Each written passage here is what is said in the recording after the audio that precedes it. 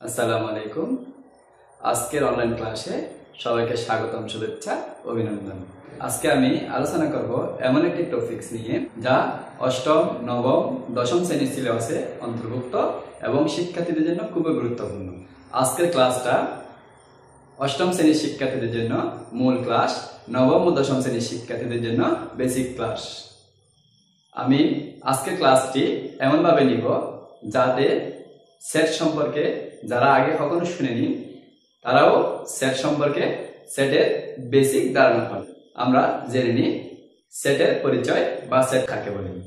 বইয়ের ভাষায় সেট হচ্ছে বাস্তব বা চিন্তা জগতে সুসংজ্ঞায়িত বস্তুর সংগ্রহ বা সমাবেশকে সেট বলে। আমরা দৈনন্দিন জীবনে সেটের সাথে পরিচিত আছি, যেমন super set, cup set, glass set, একটি ক্লাসের বইয়ের সেট, এশিয়া মহাদেশের দেশগুলোর সেট।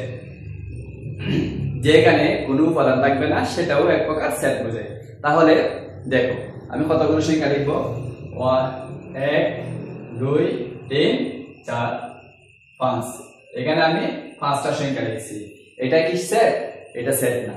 সেট হতে হলে কি হতে হবে? এইগুলো হচ্ছে আমাদের চিন্তা করার বিষয়। যে সংখ্যাগুলোকে আমরা চিন্তা করে এখানে লিখছি, তাহলে এটা কোনো সেট নয়। সেট হতে হলে দ্বিতীয় বন্ধনী লাগবে। সেট হতে হলে কি লাগবে? দ্বিতীয় বন্ধনী লাগবে।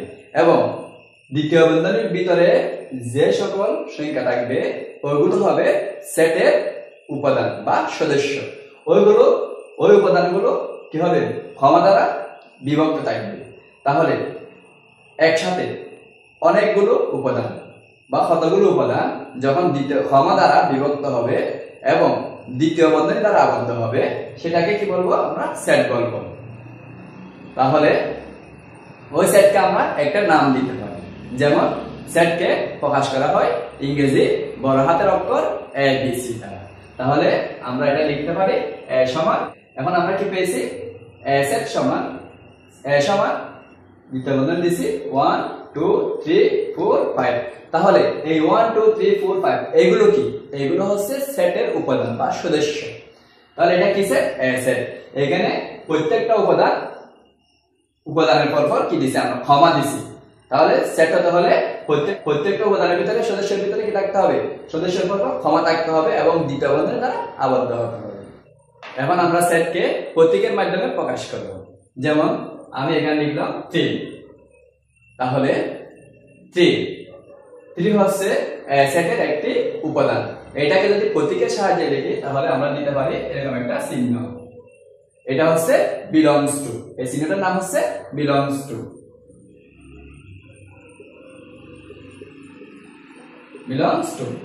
অর্থাৎ 3 বিলংস টু A।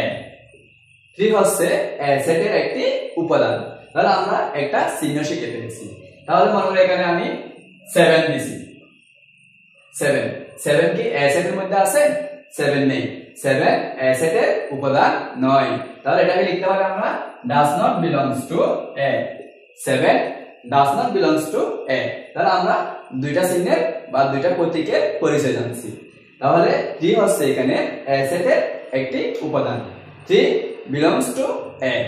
একইভাবে 2 দিতে পারি। 2 belongs to A। 2 হচ্ছে A সেটের একটি উপাদান। যদি আমরা এখানে 6 7 8 অন্যান্য সংখ্যা দিই যেগুলো A সেটের মধ্যে নাই, সেই ক্ষেত্রে আমাদেরকে প্রতীক ব্যবহার করতে হবে does not belongs to A। তাহলে 7 does not belongs to A। 7 A সেটের কোনো উপাদান নয়। আমরা এখন সেট কাকে বলে শিখে নিছি, সেটের পরিচয় জেনে গেছি এবং একটা প্রতীকের ব্যবহারও শিখছি। এই সেট সম্পর্কে প্রথমে ধারণা কে দিয়েছিল সেটাও আমাদেরকে জানতে হবে।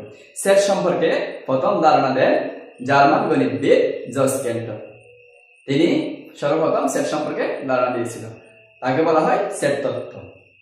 আগামী ক্লাসে আমরা শিখব সেট প্রকাশের পদ্ধতি কয়টি ও কি কি। পরবর্তী ক্লাস দেখার আমন্ত্রণ জানিয়ে বিদায় নিচ্ছি। আল্লাহ হাফেজ।